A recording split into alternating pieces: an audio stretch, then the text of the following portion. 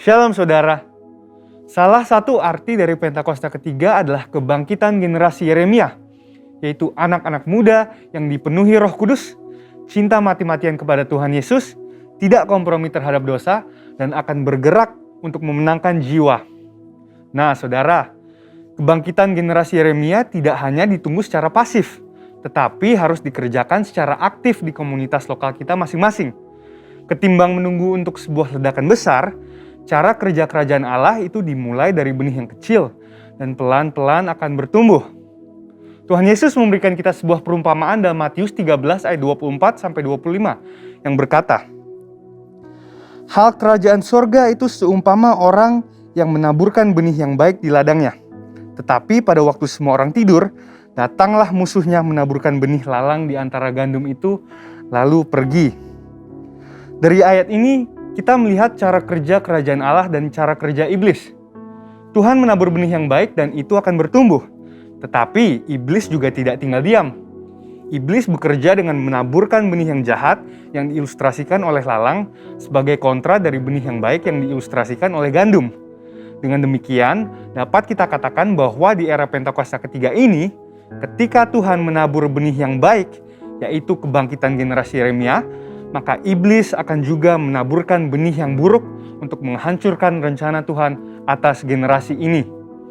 Berdasarkan lensa pemahaman Matius 13 ayat 24-25 terkait prinsip kerja si iblis, maka kita akan mengerti bahwa kalau hari-hari ini kita melihat iblis secara gencar menaburkan benih yang tidak baik kepada generasi muda, sehingga mengakibatkan anak-anak muda terjerumus dalam kehidupan yang berdosa atau yang sangat bertolak belakang dengan karakteristik generasi Yeremia, itu artinya iblis mengetahui bahwa Tuhan sedang mengerjakan sesuatu yang dahsyat.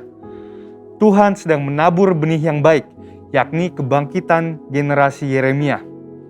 Sekarang, pertanyaannya bagi generasi Yeremia adalah, di manakah posisi kita sekarang? Apakah hidup kita lebih condong mengikuti arus dunia atau Tuhan? Arus dunia bisa berbicara mengenai budaya, norma, tren, dan ideal-ideal yang duniawi. Tapi sebagai orang percaya, kita diingatkan untuk memikirkan perkara-perkara yang di atas dan bukan yang di bumi. Seperti yang sering disampaikan oleh gembala sidang kita, perkara yang di bumi berbicara tentang hidup yang duniawi, yang dinyatakan dalam rupa perintah, peraturan, dan ajaran yang tidak membawa seseorang kepada pengenalan akan Kristus. Perkara yang di bumi juga berbicara tentang segala sesuatu yang berada dalam pikiran, perkataan, dan perbuatan yang merupakan sifat manusia lama sehingga bertentangan dengan kehendak Allah. Tetapi sesuai Roma 12 ayat 2, generasi Yeremia harus berubah oleh pembaharuan budi supaya dapat membedakan mana kehendak Allah yang baik dan yang berkenan kepadanya. Sebaliknya, kehidupan kita seharusnya ada di dalam Tuhan sepenuhnya. Ini berarti bahwa kita hidup mengikuti prinsip, ideal, dan standarnya Tuhan, dan bukan yang lain. Dengan kata lain, kita diminta untuk lebih lagi memikirkan perkara-perkara yang di atas. Dan juga seperti yang disampaikan oleh gembala sidang kita, memikirkan perkara-perkara yang di atas berarti bahwa kita harus menilai, mempertimbangkan, dan memikirkan segala sesuatu dari sudut pandang kekekalan dan sorga. Dan kita juga harus berpikir dan bertindak sesuai dengan pikiran dan tindakan Kristus. Jadi di manakah posisi hidup kalian sekarang? Dan apa yang kalian tunggu? Untuk itu ada dua langkah utama yang harus diambil oleh generasi Yeremia. Dan yang pertama adalah mengambil komitmen pribadi. Bangunlah kedalaman rohani. Gunakanlah waktu di masa muda kalian untuk membentuk spiritualitas, mentalitas, karakter, serta pengetahuan dan keahlian. Dan prosesnya memang tidak mudah, namun bukanlah hal yang mustahil. Mintalah pertolongan Roh Kudus dan beri dirimu untuk dimuridkan, dimentoring oleh kakak-kakak rohani, dan bergabunglah dalam komunitas rohani yang sehat.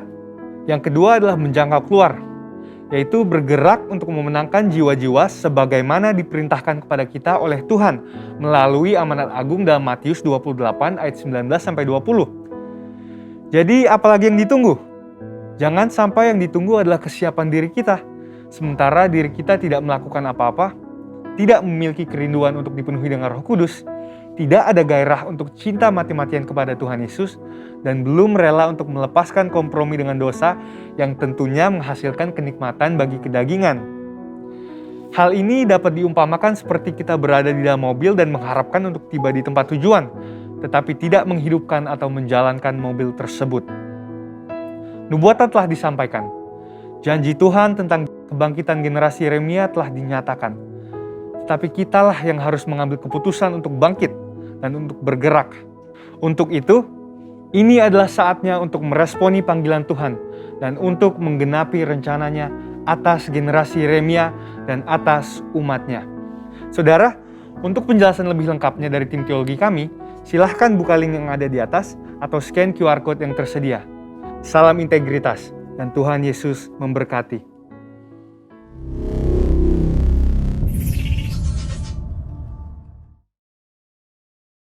Puji Tuhan, Shalom. Salam saudara-saudariku di dalam Tuhan. Selamat datang di GBI Mall Season City dan GBI Mall Taman Anggrek. Saya mengajak saudara untuk membaca firman Tuhan di dalam Mazmur 91 ayat 1-16. Dalam lindungan Allah. Orang yang duduk dalam lindungan yang maha tinggi dan bermalam dalam naungan yang maha kuasa akan berkata kepada Tuhan, tempat perlindunganku dan kubu pertahananku, Allahku yang kupercayai.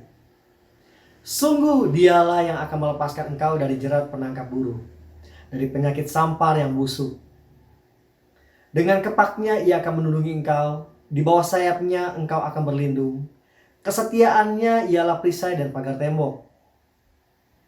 Engkau tak usah takut terhadap kedahsyatan malam, terhadap panah yang terbang di waktu siang, terhadap penyakit sampar yang berjalan di dalam gelap, terhadap penyakit menular yang mengamuk di waktu petang.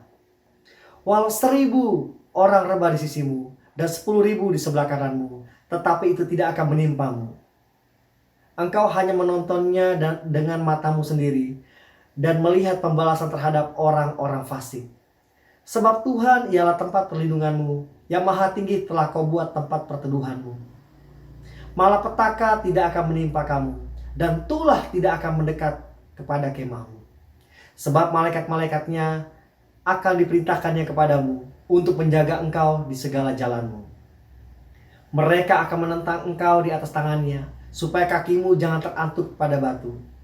Singa dan ular tedung akan kau langkahi. Engkau akan menginjak anak singa dan ular naga. Sungguh hatinya melekat kepadaku, maka aku akan meluputkannya. Aku akan membentenginya sebab ia mengenal namaku. Bila ia berseru kepadaku, aku akan menjawab. Aku akan menyertai dia dalam kesesakan. Aku akan meluputkannya dan memuliakannya. Dengan panjang umur akan kukenyangkan dia, dan akan kuperlihatkan kepadanya keselamatan daripadaku. Mari saudara-saudari kasih Tuhan, saya mengajak kita berdoa. Bapak, terima kasih buat kesempatan Tuhan berikan buat setiap kami Tuhan. Biar kasih-Mu Tuhan boleh Engkau nyatakan di pagi hari ini. Sebentar kami akan beribadah, kami ingin memuji menyembah-Mu Tuhan. Urapi setiap kami di dalam nama Tuhan Yesus. Kami percaya Tuhan lawatan-Mu, curahan kuasa Roh Kudus-Mu Tuhan terjadi hari-hari ini Tuhan. Dan saat ini juga sedang terjadi. Terima kasih Tuhan Yesus. Kami sudah berdoa dan mengucap syukur. Sama-sama yang siap memuji menyembah Tuhan, kita katakan amin. Shalom saudara, kita akan mulai ibadah hari ini. Kita siapkan hati kita saudara. Oh haleluya Tuhan, haleluya Tuhan Yesus. Haleluya Tuhan, haleluya Yesus. Bila engkau tak besertaku Tuhan,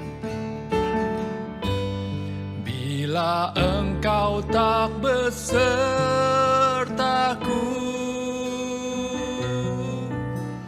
ku tak mau berjalan.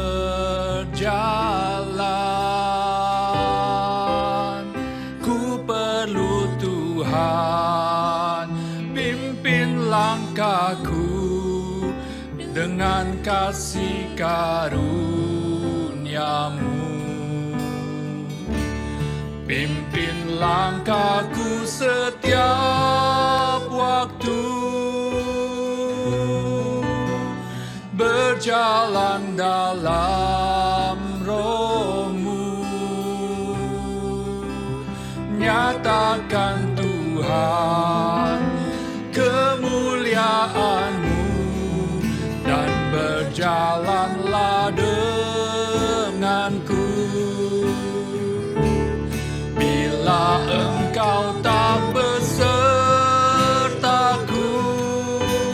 kami tak mau berjalan Tuhan, ku tak mau berjalan. Ku perlu Tuhan, pimpin langkahku dengan kasih karunia-Mu. Pimpin langkahku setiap waktu, berjalan dalam Roh-Mu, nyatakan Tuhan kemuliaan-Mu, dan berjalanlah denganku. Bila Engkau tak besertaku,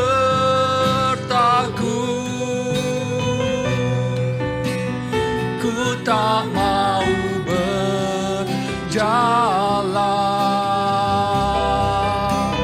Ku perlu Tuhan, pimpin langkahku dengan kasih karunia-Mu. Pimpin langkahku setiap waktu, berjalan dalam Roh-Mu, nyatakan Tuhan kemuliaan-Mu, dan berjalanlah denganku. Nyatakan Tuhan kemuliaan-Mu, dan berjalanlah denganku. Nyatakan Tuhan, nyatakan Tuhan kemuliaan-Mu, dan berjalanlah denganku.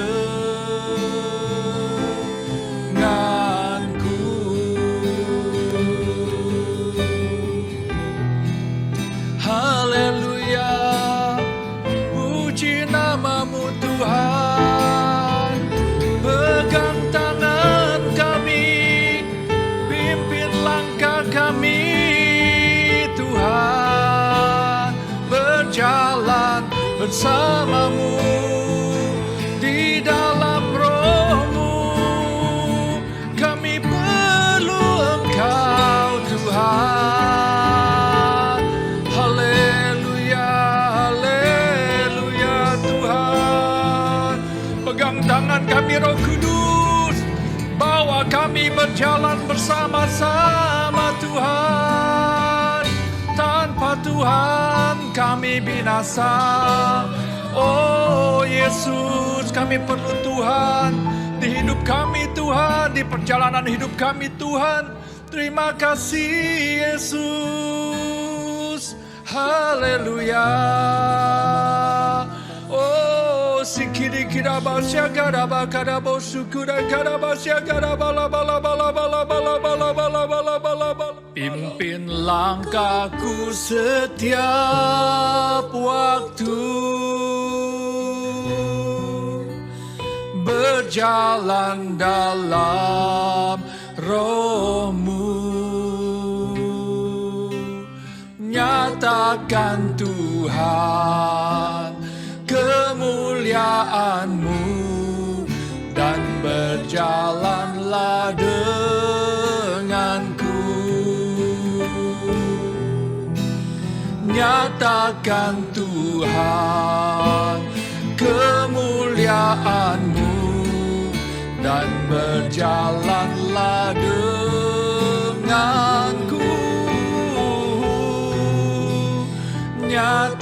akan Tuhan, kemuliaan-Mu, dan berjalanlah denganku. Haleluya, Yesus Tuhan.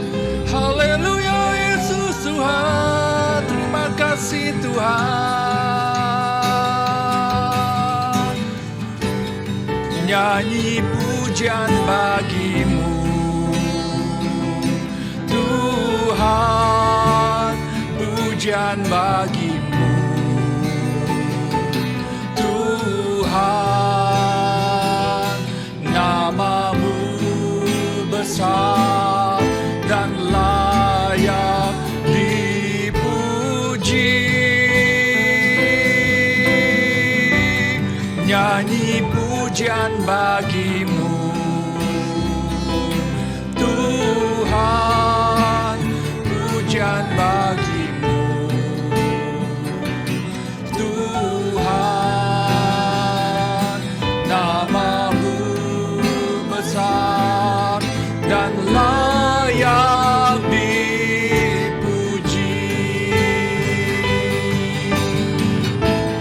I sing praises to your name, oh Lord. Praises to your name, oh Lord. For your name is great and worthy to be praised. I sing praises to your name, oh Lord.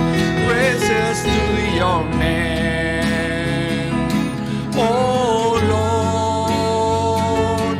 For your name is great and worthy to be praised. I give glory to your name, oh Lord. Glory to your name, hallelujah, oh Lord. For your name is great and worthy to be praised. I give glory to your name, oh Lord. Glory to your name, oh Lord.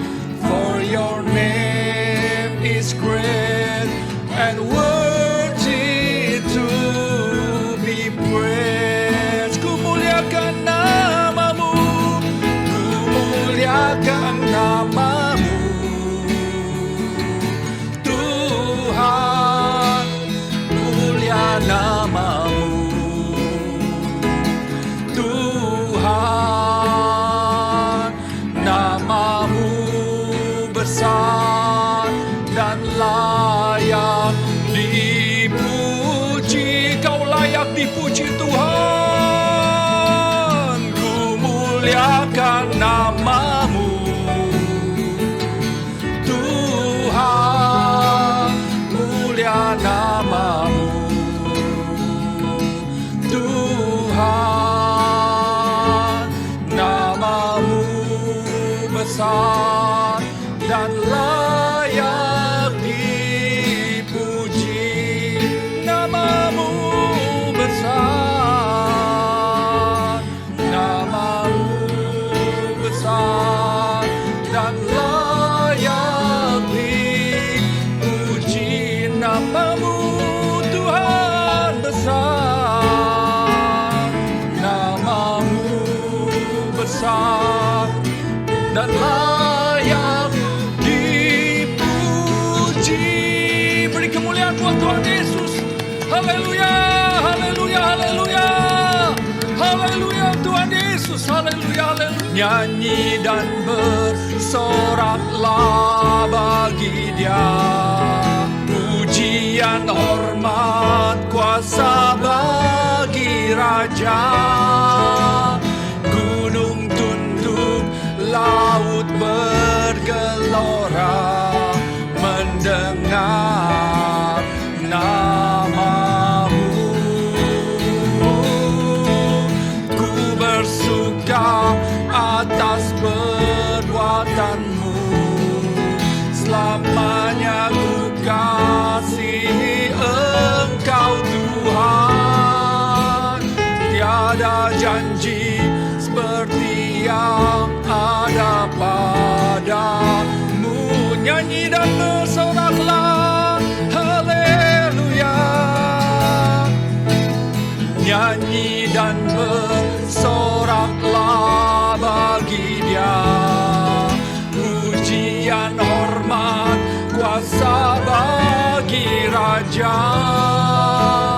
Gunung tunduk, laut bergelora mendengar nama-Mu.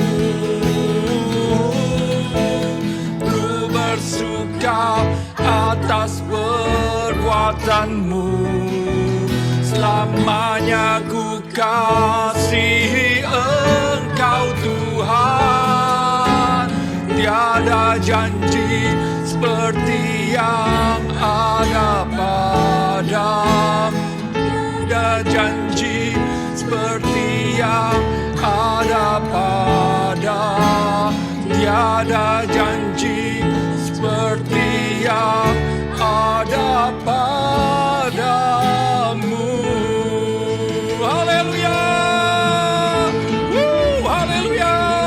Segala kemuliaan, segala hormat, segala syukur hanya bagi nama Yesus Tuhan kami, Raja kami, penebus kami yang kuat, Allah yang perkasa. Gunung-gunung kudus-Mu Tuhan menjulang Tuhan Yesus, untuk kami sembah dan naik Tuhan. Terpujilah nama-Mu kekal selama-lamanya. Kasih setia-Mu, kemurahan-Mu, kebaikan-Mu Tuhan terus menyertai kami. Sembah Dia saudara-saudara. Haleluya, haleluya. Oh, haleluya Tuhan. Sikiri-kiraba, syagaraba-garabo, syagaraba-garabe. Oh, sikira-garaba, syagaraba-bala-bala-bala-bala-bala-bala-bala-bala-bala-bala-bala-bala-bala. Terima kasih Yesus Tuhan. Terima kasih Tuhan. Kekal selama-lamanya Tuhan. Haleluya. Biar gunung tunduk, laut bergelora, menyembah, memuji, menyembah, membesarkan nama Tuhan. Terima kasih Tuhan Yesus. Terima kasih Tuhan Yesus. Terima kasih Tuhan. Kami bersuka Tuhan ketika dikatakan orang, mari kita pergi ke rumah Tuhan. Dan kami memuji, menyembah Tuhan sepanjang waktu Tuhan selama kami hidup. Terima kasih Tuhan. Segala pujian, hormat, syukur bagi nama Tuhan Yesus Kristus. Kami siap dengar firman-Mu. Haleluya. Amin. Shalom, saudara-saudara terkasih dalam Yesus Kristus. Kita jumpa lagi di dalam ibadah online hari ini. Apa kabar saudara? Saudara pasti dalam keadaan yang luar biasa, dilindungi oleh Tuhan, diberkati oleh Tuhan, penuh dengan sukacita dan damai sejahtera. Saudara, hari ini kita mau belajar satu topik, yaitu ketahanan iman. Sebelum disampaikan, mari sama-sama tundukkan kepala, kita mau minta tuntunan Roh Kudus untuk kita semua bisa lebih mengerti. Bapa di surga, terima kasih Tuhan, kebaikan Tuhan atas kehidupan kami, perlindungan-Mu, berkat-Mu, dan setiap hal yang Engkau telah sediakan bagi kami. Kami bersyukur, berterima kasih Tuhan. Engkau baik, sungguh baik dan sangat baik. Tuhan, hari ini kami mau belajar lebih lagi tentang ketahanan iman Tuhan. Biar Roh Kudus memimpin kami semua untuk lebih mengerti lagi. Engkau urapi telinga mendengar, Engkau urapi mulut bibir hamba-Mu yang akan sampaikan isi hati-Mu Tuhan. Terima kasih Bapa. Di dalam nama Tuhan Yesus kami sudah berdoa dan mengucap syukur. Haleluya. Amin. Saudara, apa yang sedang terjadi di dunia ini? semuanya sudah tahu. Sejak tahun 2019, tahun 2020 dan 2021 belum berakhir, bahwa virus yang begitu kecil yang tidak dilihat oleh mata bisa porak-porandakan segala aspek dalam kehidupan manusia di muka bumi ini, saudara. Dari ekonomi daerah, negara, bangsa-bangsa, semua mengalami penurunan, semua mengalami kelambanan, saudara. Kesehatan, banyak sekali korban-korban yang kena COVID-19 ini, saudara.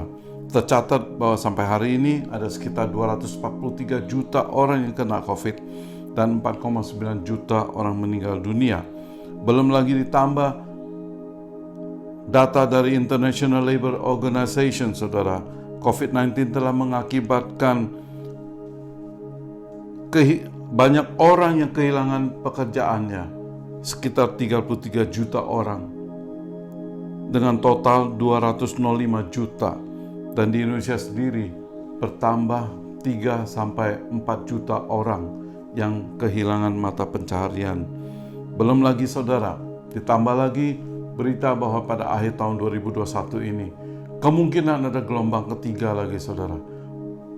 Kelihatannya masalah datang terus-menerus dan tidak berakhir. Akhirnya pun kita belum melihat titik terangnya, saudara. Namun demikian, dalam hal untuk menghadapi masalah ini, kita harus membangun ketahanan iman, daya tahan iman yang kuat untuk menghadapi masalah-masalah ini, agar kita bisa keluar menjadi pemenang, bahkan lebih dari pemenang, saudara. Amin. Saudara, ketahanan setiap orang masing-masing berbeda-beda, saudara, tergantung dari kepribadiannya, karakternya, pengalaman, dan banyak hal backgroundnya, saudara. Dalam menghadapi masalah kehidupan, anak Tuhan seharusnya memiliki kekuatan yang lebih besar dibandingkan dengan orang lain, karena kita sudah terima kekuatan dari Allah sendiri. Saudara, sebagai pelayan Tuhan, saudara harus menahan dengan penuh kesabaran dalam penderitaan, dalam kesesakan dan kesukaran, dalam menanggung dera, dalam penjara dan kerusuhan, dalam berjeripaya, dalam berjaga-jaga dan berpuasa. Ini adalah hal yang dijelaskan oleh Rasul Paulus di dalam 2 Korintus 6 ayat 4-5. Inilah tantangan yang akan dihadapi oleh anak-anak Tuhan sebagai pelayan Tuhan, sebagai orang-orang yang diandalkan oleh Tuhan untuk memberitakan kebenaran Injil Tuhan Yesus. Oleh sebab itu, begitu banyak tugas yang kita lakukan. Satu hal kita harus mempertahankan, kita menghadapi masalah dan tantangan. Satu hal, kita harus melaksanakan tugas-tugas kita sebagai pelayan Tuhan. Bagaimana kita membangun ketahanan iman kita, saudara? Iman itu timbul dari pendengaran dan pendengaran akan firman Kristus. Amin. Saudara, iman itu adalah firman Kristus yang ada di dalam pikiran hati kita, saudara, dan kehidupan kita. Maka itu harus dipertahankan. Kebenaran firman Tuhan harus kita pertahankan di dalam kehidupan kita, sehingga kita tidak jatuh, sehingga kita tidak gagal, sehingga kita tidak lesu, lemah, letih, saudara. Maka dari itu kita harus melatih diri kita untuk tetap kuat, tetap kokoh iman kita, agar kita bisa menghadapi begitu banyak masalah, hal-hal, tantangan-tantangan dalam kehidupan ini. Rasul Paulus mempunyai ketahanan iman yang kuat dan kokoh, walaupun dia dipenjara, walaupun dia disiksa dan dilempari batu dan lain sebagainya, namun dia tidak pernah tinggalkan tujuan utama dia, yaitu apa? Pengabaran Injil, saudara. Salah satu contoh pertahanan iman yang bagus oleh Rasul Paulus, saudara. Nah, kita mau melihat ketahanan iman oleh Sadrak, Mesak, dan Abednego. Sadrak, Mesak, Abednego mempertahankan iman mereka untuk tetap pegang teguh hanya menyembah Tuhan saja, bukan berhala. Hasilnya mereka pun keluar dari kobaran api. Kita baca di Daniel 3 ayat 13-18. Demikian firman Tuhan. Sesudah itu Nebukadnezar memerintahkan dalam marahnya dan geramnya untuk membawa Sadrak, Mesak, dan Abednego menghadap. Setelah orang-orang itu dibawa menghadap raja, berkatalah Nebukadnezar kepada mereka, "Apakah benar, hai Sadrak, Mesak, Abednego, bahwa kamu tidak memuja dewaku dan tidak menyembah patung emas yang kudirikan itu? Sekarang jika kamu bersedia, demi kamu mendengar bunyi sangkakala, seruling, kecapi, rebab, gambus, serdam, dan berbagai-bagai jenis bunyi-bunyian, sujudlah menyembah patung yang kubuat itu. Tetapi jika kamu tidak menyembah, kamu akan dicampakkan seketika itu juga ke dalam perapian yang menyala-nyala. Dan dewa manakah yang dapat melepaskan kamu dari dalam tanganku?" Lalu Sadrak, Mesak, Abednego menjawab Raja Nebukadnezar, "Tidak ada gunanya kami memberi jawab kepada Tuanku dalam hal ini. Jika Allah kami yang kami puja sanggup melepaskan kami, maka Ia akan melepaskan kami dari perapian yang menyala-nyala itu dan dari dalam tanganmu, ya Raja. Tetapi seandainya tidak, hendaklah Tuanku mengetahui, ya Raja, bahwa kami tidak akan memuja dewa Tuanku dan tidak akan menyembah patung emas yang Tuanku dirikan itu." Amin. Saudara, Sadrak, Mesak, dan Abednego mempunyai satu pendirian yang kuat. Iman dia terhadap Tuhan sangat kuat. Dia yakin dan percaya bahwa Tuhan menolong dia. Tuhan yang mengasihi mereka. Mereka akan lolos dari segala tindakan yang tidak benar oleh Raja Nebukadnezar kepada mereka. Apalagi suruh mereka menyembah berhala. Itu adalah menyedihkan hati Tuhan. Dia tidak mau mengkhianati Tuhan. Dia berkata bahwa kami tidak akan memuja dewa Tuanku dan tidak akan menyembah patung emas yang Tuanku dirikan itu. Saudara, mereka punya keberanian, mereka imannya kuat dan kokoh. Mereka mau maju terus untuk menjadi anak-anak Tuhan yang percaya kepada Tuhannya, bahwa Tuhan sanggup melepaskan mereka dari segala masalah dan tantangan. Saudara, ketahanan iman ada juga terjadi pada Ayub. Ayub dicobai, diuji sampai bangkrut, saudara.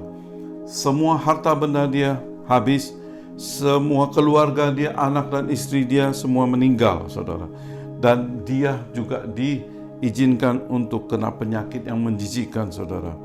Ayub adalah sebuah contoh di mana seorang yang telah menghadapi begitu banyak masalah, tapi dia tetap berdiri tegak, teguh, saudara.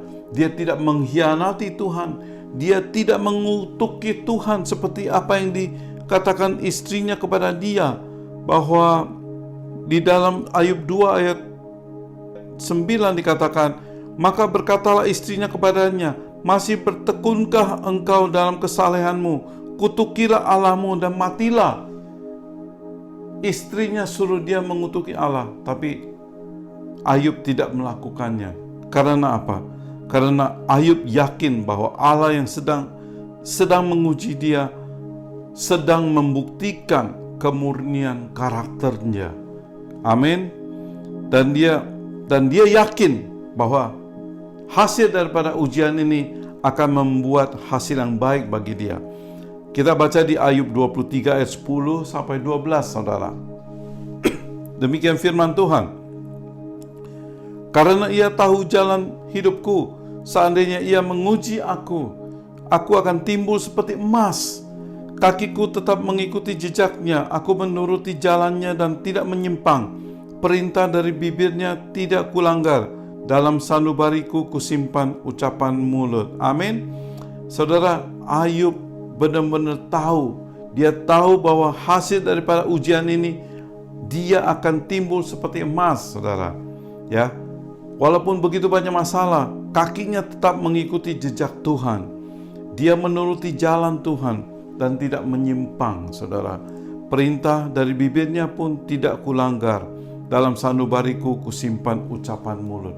Dia bahkan tidak memakai mulut dia untuk berbuat dosa. Dia taat dan setia kepada Tuhan.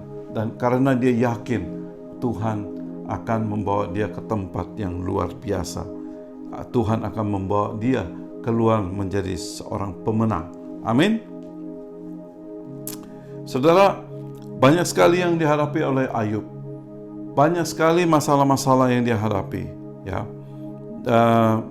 Di dalam Ayub 1 ayat 21 sampai 22 dikatakan, katanya, dengan telanjang aku keluar dari kandungan ibuku, dengan telanjang juga aku kembali ke dalamnya. Tuhan yang memberi, Tuhan yang mengambil, terpujilah nama Tuhan. Dalam kesemuanya itu, Ayub tidak berbuat dosa dan tidak menuduh Allah berbuat yang kurang patut, saudara.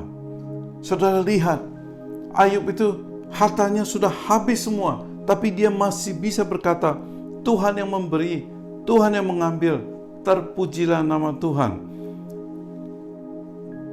Dia tahu itu semuanya Tuhan yang memberi. Dia tidak mengeluh, dia tidak komplain kepada Tuhan. Kesemuanya itu dia tidak memakai mulut dia untuk berbuat dosa. Dia tidak menuduh Tuhan berbuat yang kurang patut bagi dia, saudara.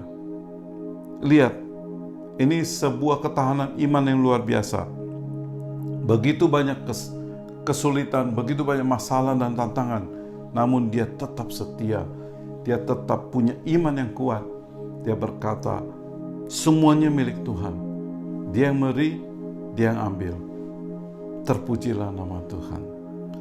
Saudara, kita menghadapi begitu banyak masalah, tapi jangan pakai mulut kita untuk mengutuki Tuhan, saudara.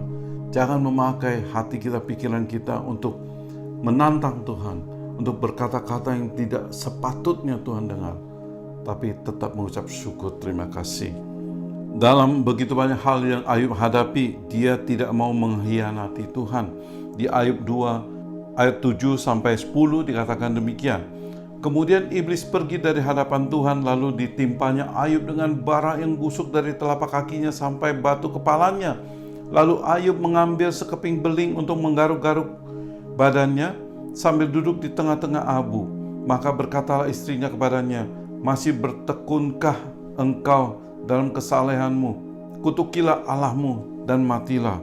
Tetapi jawab Ayub kepadanya, engkau berbicara seperti perempuan gila. Apakah kita mau menerima yang baik dari Allah tetapi tidak mau menerima yang buruk? Dalam kesemuanya itu Ayub tidak berbuat dosa dengan bibirnya. Amin. Tadi kita sudah bahas ini, bahwa dia tidak mengikuti apa yang istrinya katakan, suruh kutuki Allah. Malah Ayub berkata, engkau berbicara seperti perempuan gila. Apakah kita mau menerima yang baik saja dari Allah dan kita menolak yang tidak baik? Walaupun kita tahu bahwa Tuhan itu tidak melakukan hal yang tidak baik bagi kehidupan kita. Walaupun ada ujian, saudara, ujian itu untuk meningkatkan iman kita. Ujian itu untuk membawa kita ke level yang lebih tinggi. Tuhan mau tahu bagaimana kesetiaan kita terhadap Dia. Walaupun dihimpit oleh masalah, apakah kita meninggalkan Tuhan? Apakah kita memakai mulut kita untuk mengkhianati Dia? Hati-hati, saudara. Masalah tidak bisa kita hindari. Yang kita bisa lakukan adalah mengucap syukur dan berkeyakinan bahwa Tuhan menyertai setiap langkah kehidupan kita. Amin. Yang ketiga adalah Ayub yakin dengan iman Allahnya akan menimbulkan dia seperti emas dan memberi jalan yang terbaik. Tadi kita sudah baca di Ayub 23 ayat 10 dikatakan, karena ia tahu jalan hidupku, seandainya ia menguji aku akan timbul seperti emas, saudara. Amin. Saudara yakin dan percaya, di tahun-tahun ini, tahun 19, tahun 20, tahun 21, walaupun semua keadaan masih belum membaik, saudara yakin dan percaya, pada satu hari Tuhan akan mengembalikan apa yang saudara telah hilang selama 3 tahun terakhir ini, saudara. Asal apa? Asal saudara yakin dan percaya, asal saudara setia, asal saudara tidak memakai mulut untuk mengkhianati Tuhan, untuk mengutuki Dia. Yakin dan percaya, Tuhan akan mengembalikan segala yang hilang daripada saudara. Amin. Saudara, pencobaan-pencobaan yang kamu alami ialah pencobaan-pencobaan biasa dan tidak melebihi kekuatan manusia, sebab Allah setia, dan karena itu Ia tidak akan membiarkan kamu dicobai melampaui kekuatanmu. pada waktu kamu dicobai, Ia akan memberikan kepadamu jalan keluar sehingga kamu dapat menanggungnya. Amin. Saudara, begitu banyak pencobaan yang terjadi dalam kehidupan kita semua. Apa saja saudara, begitu banyak ya saudara. Tapi dikatakan oleh Rasul Paulus dalam 1 Korintus 10 ayat 13 tadi, bahwa pencobaan itu tidak melebihi kekuatan manusia. Amin.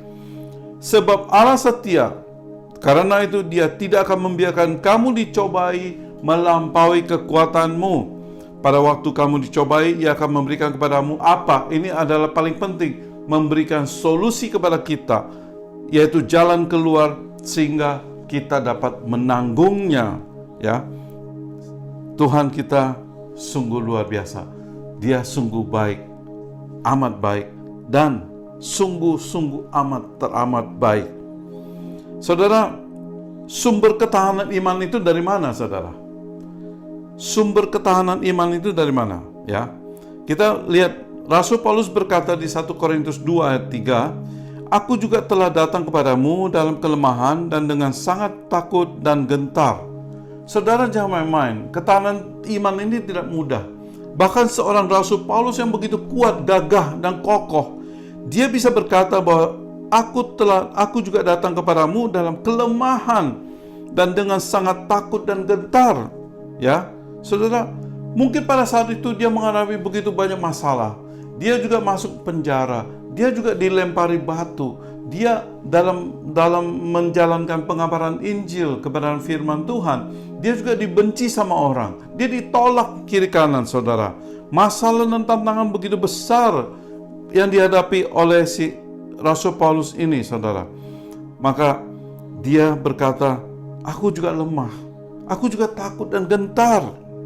Namun Rasul Paulus teruskan berkata di 1 Korintus 2 ayat 4-5 dikatakan, baik perkataanku maupun pemberitaanku tidak kusampaikan kepada kata-kata hikmat yang meyakinkan, tetapi dengan keyakinan akan kekuatan roh, supaya iman kamu jangan bergantung pada hikmat manusia, tetapi pada kekuatan Allah. Amin. Ketahanan iman itu berasal dari kekuatan roh, kekuatan Allah. Jangan mengandal pada hikmat manusia, tapi mari kita sama-sama belajar menerima kekuatan daripada Allah, kekuatan daripada roh yang memampukan kita untuk menyelesaikan begitu banyak masalah dalam kehidupan ini, saudara.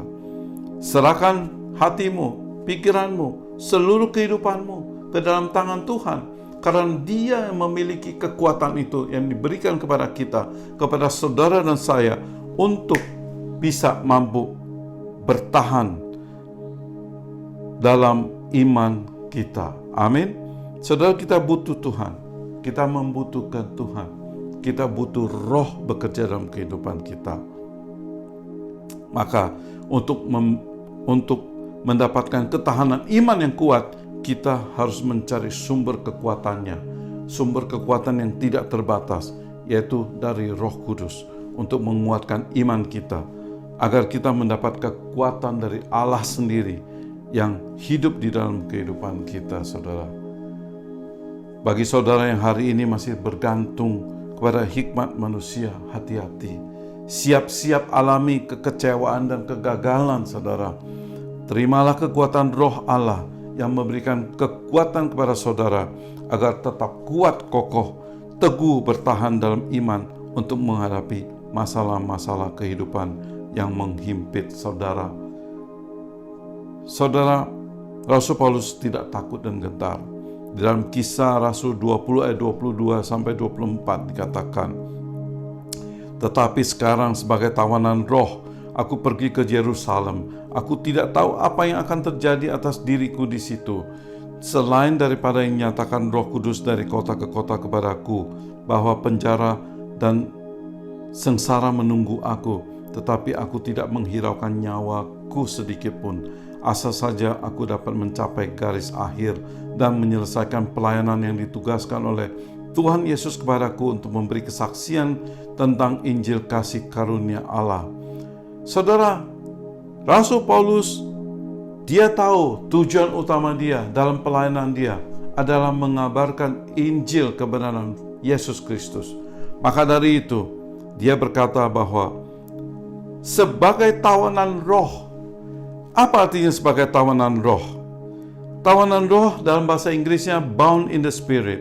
Rasul Paulus ada keterikatan, keterkaitan dan ketergantungan dengan Roh Kudus. Jadi setiap langkah yang dia lakukan dalam hidup dia, dalam pelayanan dia, dia terikat dengan Roh Kudus. Dia ada keterkaitan dengan Roh Kudus. Dia ada ketergantungan dengan Roh Kudus. Maka itu semuanya dikumpulkan, memberikan kekuatan bagi dia untuk menjalankan tugas dia. Saudara, bahkan dia tidak tahu apa yang akan terjadi pada dia pada saat dia pergi ke kota-kota, saudara. Yang dia tahu adalah di situ ada penjara, di situ ada sengsara menunggu dia. Tetapi dia tidak menghiraukan nyawanya sedikit pun, asal saja dapat mencapai garis akhir dan menyelesaikan pelayanan yang ditugaskan oleh Tuhan Yesus kepada dia untuk memberi kesaksian tentang Injil kasih karunia Allah. Saudara, Rasul Paulus mempunyai satu iman yang sangat kuat. Dia mempertahankan iman dia bahwa dia punya Tuhan yang menyertai dia. Roh Kudus memberi kekuatan apapun yang dia lakukan karena dia yakin dan percaya Tuhan mengasihi dia. Tuhan mau memakai dia, memanggil dia untuk melakukan pengabaran Injil ke seluruh dunia. Amin. Saudara juga sama seperti Rasul Paulus. Saudara, pada saat saudara melayani, banyak saudara-saudara yang belum mengenal Tuhan Yesus atau saudara-saudara yang berkekurangan, layanilah mereka dengan baik. Layanilah mereka, ya. Saudara nggak usah khawatir karena Roh Kudus ada pada saudara dan dia memberi kekuatan saudara untuk melangkah. Seperti Rasul Paulus berkata, dia dalam tawanan roh. Ada keterikatan, ada keterkaitan, ada ketergantungan dengan Roh Kudus. Rasul Paulus bermain dengan Roh Kudus, bersama-sama dengan Roh Kudus untuk bekerja sama untuk melakukan pengabaran Injil ini, saudara. Dia andalkan kekuatan Allah, bukan hikmat manusia. Bagi saudara yang menggantungkan diri kepada hikmat manusia, hati-hati saudara. Saudara akan melihat kekecewaan, sakit hati, iri hati, persaingan yang tidak sehat. Itu semua akan terjadi. Tapi andalkan kekuatan Tuhan. Dalam apapun yang saudara lakukan, saudara akan bisa keluar menjadi pemenang. Amin. Saudara jangan takut, ya. Untuk ketahanan iman kita mengandalkan Tuhan. Di dalam Filipi 4 ayat 13 dikatakan, segala perkara dapat kutanggung di dalam Dia yang memberi kekuatan kepadaku. Amin. Saudara tidak punya alasan lagi bilang saudara lemah, saudara takut, saudara gentar. Tapi saudara hanya mengandal kepada kekuatan Tuhan. Maka saudara mampu untuk menanggung segala hal. Demikian firman Tuhan hari ini, saudara. Mari kita tundukkan kepala, kita berdoa, kita mengucap terima kasih kepada Tuhan. Kami mengucap syukur terima kasih kebaikan Tuhan. Hari ini telah mengajar kami bagaimana kami bisa mempertahankan iman kami pada saat begitu banyak masalah dan tantangan dalam kehidupan ini yang menghimpit kami semua, Tuhan. Kami bersyukur karena Tuhan memberikan kekuatan pada kami, Roh Kudus memberikan kekuatan kepada kami.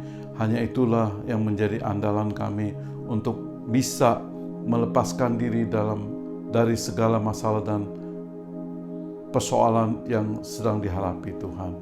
Kami percaya Tuhan tidak pernah tinggalkan kami. Kami percaya Tuhan punya rencana yang baik bagi kehidupan kami. Kami serahkan kehidupan kami di dalam tangan Tuhan. Bimbing kami terus, ajar kami terus, Tuhan, agar kami semakin hari semakin mengerti akan apa yang menjadi rahasia dan rencana Tuhan dalam kehidupan kami. Terima kasih Bapa, terima kasih Yesus, terima kasih Roh Kudus. Hanya dalam satu nama kami sudah berdoa dan mengucap syukur. Haleluya. Amin. Shalom Bapak Ibu Saudara sekalian. Mari kita sama-sama mendeklarasikan Pentakosta ketiga.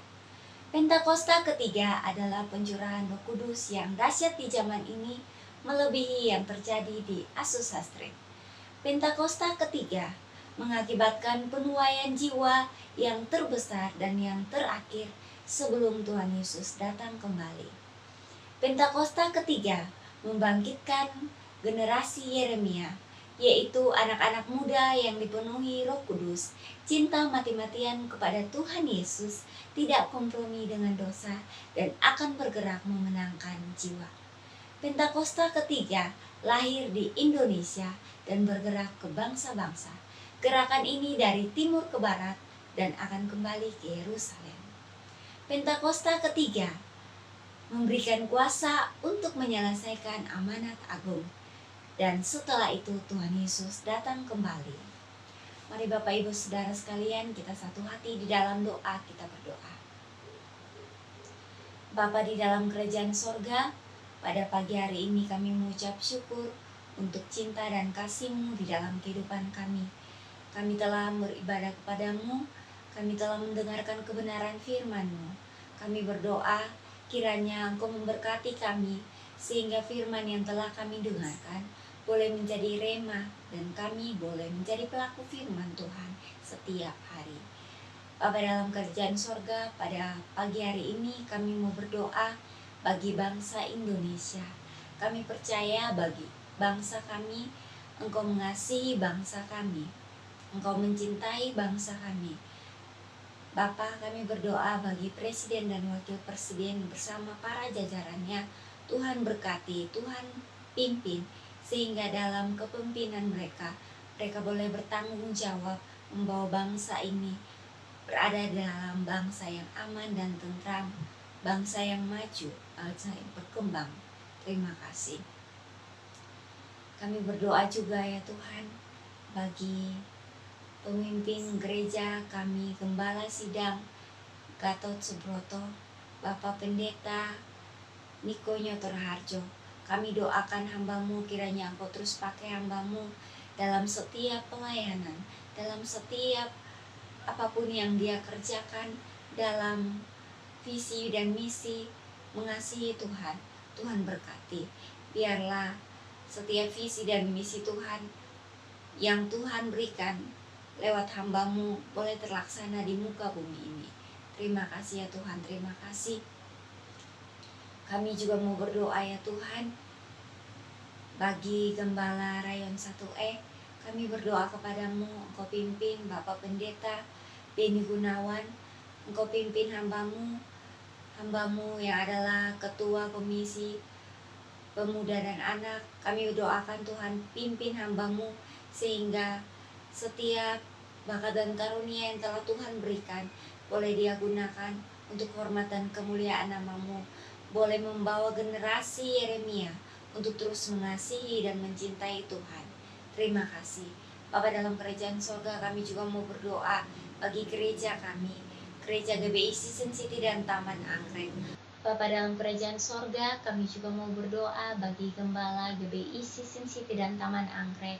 Kami berdoa bagi Bapak Pendeta Ferry Rojana selaku Gembala. Kami berdoa kiranya Tuhan Engkau mulai memakai hamba-Mu dalam kepemimpinannya, membawa jemaat Tuhan mengasihi dan mencintai Tuhan. Kau berkati dia di dalam setiap pelayanannya, di dalam setiap kerjanya. Tuhan Engkau berkati juga kedua anak serta istrinya Tuhan. Terima kasih. Kami juga berdoa bagi kedua wakil gembala, Bapak Pendeta Handi Lim bersama Bapak Pendeta Tri Agus. Biarlah mereka boleh bersatu, bergandengan tangan, melayani Tuhan, membawa jemaat Tuhan masuk dalam hadirat Tuhan, mencintai Tuhan sepanjang hidup. Terima kasih ya Tuhan, terima kasih. Berkatilah setiap pelayanan, setiap usaha dan kerja. Berkati juga istri, anak, cucu, dan juga keluarga besar mereka. Terima kasih.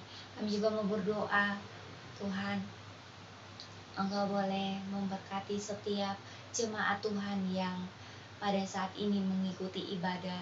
Kami berdoa Tuhan, Engkau mengurapi setiap anak-anak-Mu. Biarlah yang datang dengan beban berat Tuhan, Engkau boleh melepaskan kelegaan dalam hati mereka, dalam hidup mereka.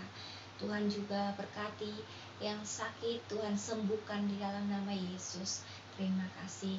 Kami juga berdoa Tuhan, setiap anak-anak Tuhan, kami berdoa apapun yang menjadi usaha dan kerja, Tuhan Engkau campur tangan, Engkau terus memberkati mereka berlimpah-limpah.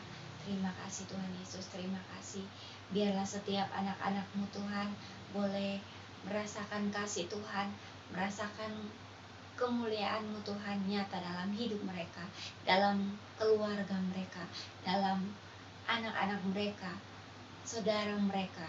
Terima kasih Tuhan Yesus, terima kasih. Kami terus berdoa Tuhan, kami mengundang Engkau terus hadir dalam kehidupan kami, memimpin kami dengan kuat kuasa Roh-Mu yang kudus ya Bapa. Terima kasih Tuhan Yesus, terima kasih. Kami berdoa, kami serahkan setiap pergumulan doa kami ke dalam tangan kasih Tuhan. Di dalam nama Tuhan Yesus kami berdoa. Haleluya. Amin. Saudara-saudara, sebelum kita berpisah satu dan yang lain, mari kita sama-sama angkat tangan kita tinggi-tinggi, arahkan hati kita ke surga. Kita mau terima berkat dari Tuhan. Saudara-saudara, terimalah berkat kasih karunia berlimpah-limpah dari Allah Bapa di dalam Anak Tunggal Yesus Kristus. Penyertaan dan pertolongan kuasa Roh Kudus menyertai saudara mulai hari ini sampai Maranatha, sampai Tuhan Yesus menjemput kita dalam kehidupan yang kekal selama-lamanya. Yang percaya dan sudah terima berkat, mari kita sama-sama katakan, amin. Selamat hari Minggu, Tuhan memberkati. Shalom.